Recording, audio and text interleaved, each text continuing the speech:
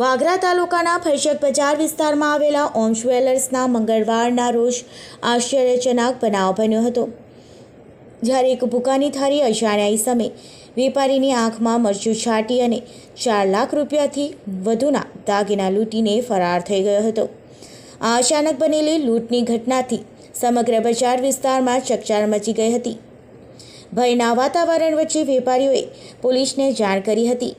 આ ઘટનાની સીસીટીવી કેમેરામાં કેદ થયેલી દ્રશ્યો બહાર આવ્યા છે, જેમાં આરોપી દુકાનમાં ઘૂસતો મરચું છાંટીને દાગીના લઈ પલાયન થતો સ્પષ્ટપણે જોવા મળી રહ્યો છે। આ ઘટના બાબતે વાગરા પોલીસે તાત્કાલ ઘટના સ્થળે પહોંચી હતી